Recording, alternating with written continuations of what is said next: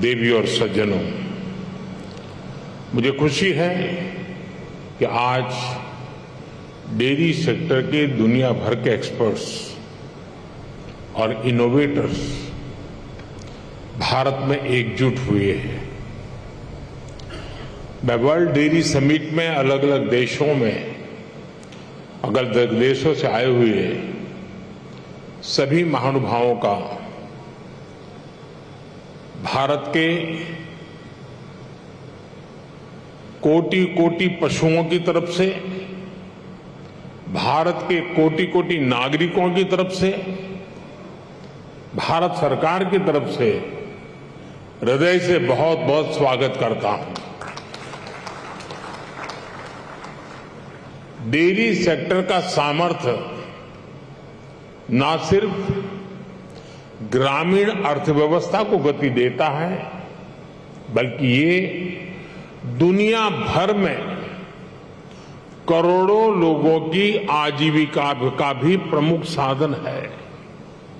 मुझे विश्वास है ये समिट आइडियाज, टेक्नोलॉजी, एक्सपर्टाइज और डेयरी सेक्टर से जुड़ी परंपराओं के स्तर पर एक दूसरे की जानकारी बढ़ाने और एक दूसरे से सीखने में बहुत बड़ी भूमिका निभाएगी। साथियों, आज का ये आयोजन ऐसे समय में हो रहा है जब भारत ने अपनी आजादी के 75 वर्ष पूरे किए हैं।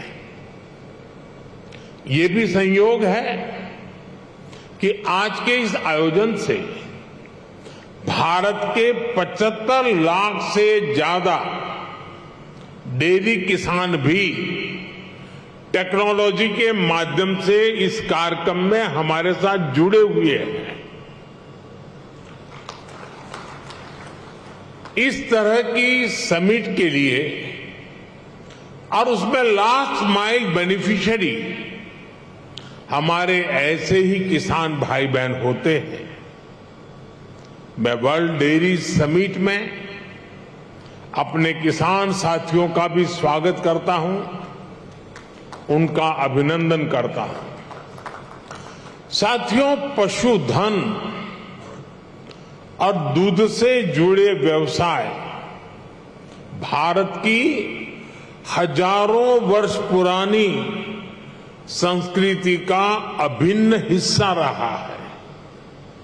हमारी इस विरासत ने भारत के डेयरी सेक्टर को कुछ विशेषताओं से सशक्त कर दिया है। इस समिट में दूसरे देशों से जो एक्सपर्ट आए हैं, मैं उनके सामने इन विशेषताओं का विशेष रूप से उल्लेख करना चाहता हूं। साथियों, विश्व के अन्य विकसित देशों से अलग भारत में डेयरी सेक्टर की असली ताकत छोटे किसान है।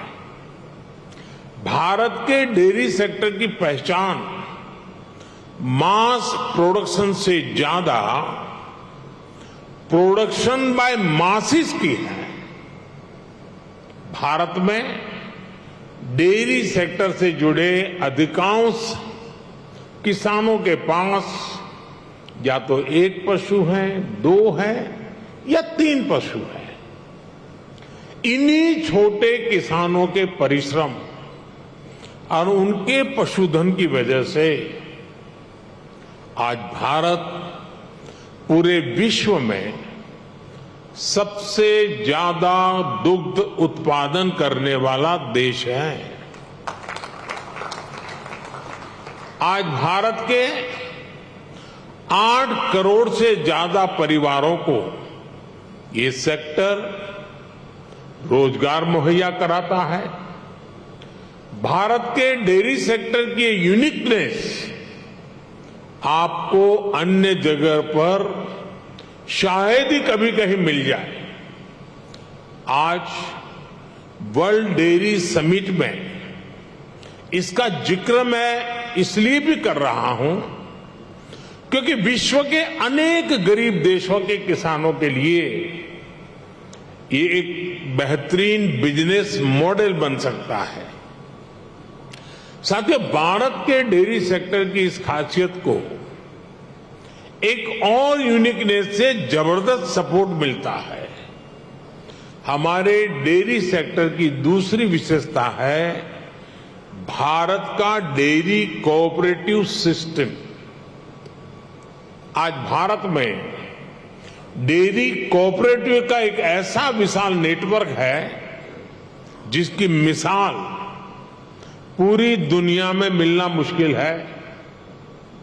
ये डेयरी कोऑपरेटिव्स देश के 2 लाख से ज्यादा गांवों में करीब करीब 2 करोड़ किसानों से दिन में 2 बार दूध जमा करती है और उसे ग्राहकों तक पहुंचाती है। इस पूरी प्रक्रिया में बीच में कोई भी मिडलमैन नहीं होता और ग्राहकों से जो पैसा मिलता है उसका 70% से ज्यादा सीधा किसानों के जेब में ही जाता है। इतना ही नहीं, अगर मैं गुजरात राज्य की बात करूं तो ये सारे पैसे सीधे महिलाओं के बैंक अकाउंट में जाते हैं। पूरे विश्व में इतना ज्यादा रेशियो किसी और देश में नहीं है। अब तो भारत में हो रही डिजिटल क्रांति की वजह से डेयरी सेक्टर में ज्यादातर लेन देन बहुत तेजी गति से होने लगी है। मैं समझता हूं भारत की डेयरी कोऑपरेटिव्स की स्टडी, उनके बारे में जानकारी, डेयरी सेक्टर में डेवलप किया गया डिजिटल पेमेंट सिस्टम दुनिया के बहुत से देशों के किसानों के बहुत काम आ सकता है। इसलिए भारत के डेयरी सेक्टर की एक और बड़ी ताकत है, एक और यूनिकनेस है हमारी इंडिजिनस स्पीशीज। भारत के पास गायों की, भैंसों की जो स्थानीय ब्रीड है वो कठिन से कठिन मौसम में भी सरवाइव करने के लिए जानी जाती है। मैं आपको गुजरात की बन्नी भैंस का उदाहरण देना चाहूंगा। ये बन्नी भैंस कच्छ के रेगिस्तान और वहां की परिस्थितियों से ऐसी घुल मिल गई है कि देखकर कई बार हैरानी होती है।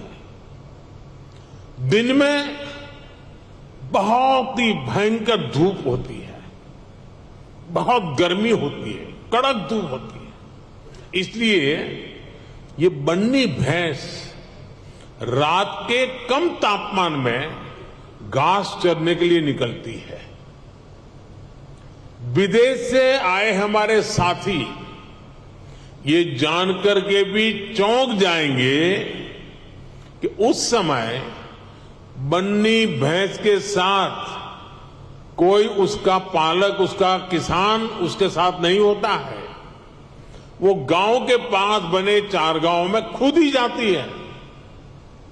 रेगिस्तान में पानी कम होता है, इसलिए बहुत कम पानी में भी बन्नी भैंस का काम चल जाता है। बन्नी भैंस रात में 10-10, 15-15 किलोमीटर दूर जाकर घास चरने के बाद भी सुबह अपने आप खुद घर चली आती है। ऐसा बहुत कम सुनने में आता है कि किसी की बन्नी भैंस खो गई हो या गलत घर में चली गई हो। मैंने आपको सिर्फ बन्नी भैंस का ही उदाहरण दिया है, लेकिन भारत में मुर्रा, मेसाना, जाफराबादी, नीली रवि, पंढरपुरी जैसी अनेक जात नस्लें भैंस की आज भी अपने अपने तरीके से विकसित हो रही है।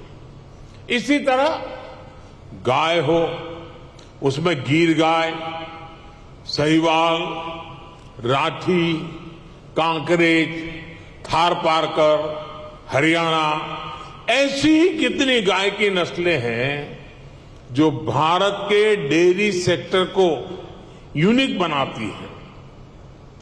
भारतीय नस्ल के ये ज्यादातर पशु क्लाइमेट कंफर्टेबल भी होते हैं और उतने ही एडजस्टिंग भी।